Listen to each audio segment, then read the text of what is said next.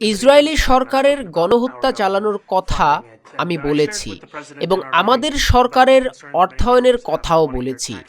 আমাদের বৈঠকে আমি রাষ্ট্রপতির সাথে শেয়ার করেছি, অনেক নিউ ইয়র্কবাসী উদ্বেগ প্রকাশ করেছে যে তাদের করের অর্থ নিউ ইয়র্কবাসীদের সুবিধার জন্য এবং তাদের মৌলিক মর্যাদা বজায় রাখার ক্ষমতার জন্য ব্যয় করা উচিত। আর এখন আমরা যা দেখতে পাচ্ছি তা হলো আমাদের শহরে টানা ৯ বছর ১ লক্ষেরও বেশি স্কুল পড়ুয়া শিশু গৃহহীন হচ্ছে। আর শুধুমাত্র মানবাধিকার রক্ষার জন্যই নয়, নিউ ইয়র্কবাসীদের কাছে আমরা যে প্রতিশ্রুতি দিয়েছি তার বাস্তবায়নেরও তীব্র প্রয়োজন।